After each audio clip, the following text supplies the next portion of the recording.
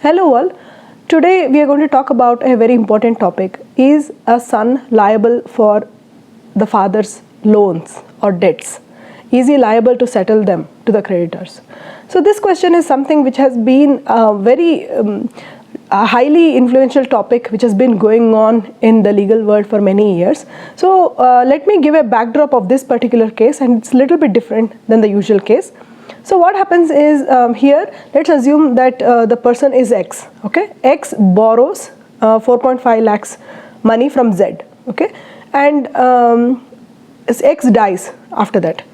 X son Y, the Z approaches Y and says that, see, your father took this much of loan and you need to repay. And Y agrees and he pays 10,000 rupees in cash and he gives checks. Okay, he gives checks to settle that loan. Subsequently, that checks get dishonored by the bank. That means it gets bounced. The check gets bounced, and the Z files a case against Y saying that you need to pay back my money which your father borrowed. Here Y's legal counsel puts 2 points. One is that he is directly not responsible for his father's loan, and second is that it is time barred debt. That means every debt or any kind of activity which goes on in legal world has a time limit. It comes under Limitation Act. So you should study more about Limitation Act and what are the provisions for it. And he says that this is a time barred debt. That means the time in which you can recover the amount from that person is already over. You cannot recover that money.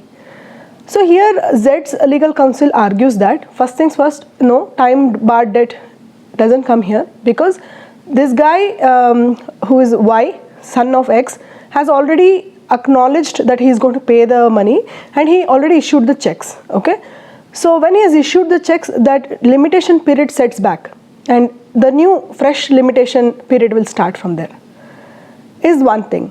And second thing is, because he acknowledged and he took that as a legal representative, he took the responsibility, he is liable to pay. So then the court agrees and the court orders that Y has to pay the amount to Z. This is a very unusual scenario. Okay, so if you take by rule, every act, every person's financial and ancestral property, everything comes under the personal laws of that person. Like if a person is belonging to Hindu religion, he is bound by Hindu act, and he's bound by the personal acts belonging to that specific religion. If he's a Muslim, he's bound by Muhammadan act.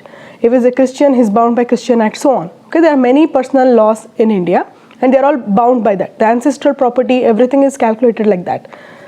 So one of the famous cases which ruled about this particular instance, I'm going to put that along with that. Here in this case, it specifically mentions that a son is not personally liable to the father's loan. That means if, for example, the ancestral property is only 2 lakh rupees, imagine, and the father makes a loan of 5 lakh rupees.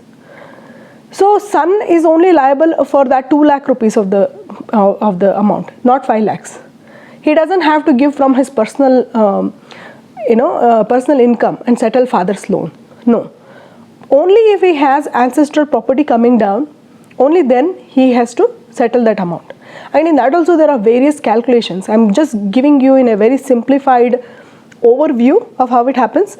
There are much more layers in it, and which will go, I don't want to confuse you with those layers, but there are many more layers. Like for example, layers as in if that person has a sibling and what kind of share they have, is his wife still alive, and all those things. All that layers will come.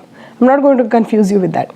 So just let's keep it very simple, straight to straight. So if there is a property worth of 2 lakhs and the entire property worth of 2 lakhs comes to the son, and the father has made a debt of 5 lakhs, then he may be responsible to pay the 2 lakh worth of amount and settle the debts, because that is the amount which he is getting from his father's estate. Whereas in this case what has happened is the entire personal law doesn't even come here.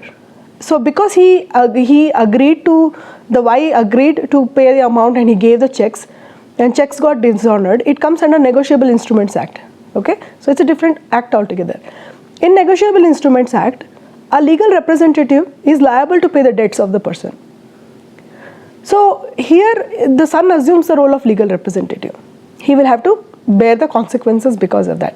So technically, if you see about it, son is not directly responsible to pay father's debt from out of his personal estate, but if there is any ancestral property coming down to him, then he is liable only to the extent of his liability towards that particular loan which is made by the father.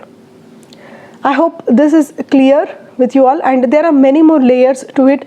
I have made this video very simple, and if you are interested in this topic to learn more about it, you can refer Personal Laws of India, and you can also refer to the Negotiable Instruments Act and how it works and stuff. So that's when you get a entire broader picture and clear picture. But this is a very simple scenario, simple case law, simple straight way of telling you. But this is not absolute. There are many layers to it. There are many acts which are interlinking to this particular scenario. But so far, this was the case study which kind of caught me in my eye, that it's very different. And many people have that doubts whether if my father makes a lot of debt, am I responsible to it or what? Like that, the doubts will be there.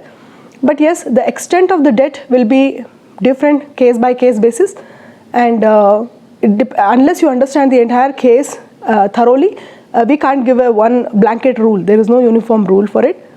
But however, in this case, yes, the court issued that Y was responsible to pay the debts done by his father.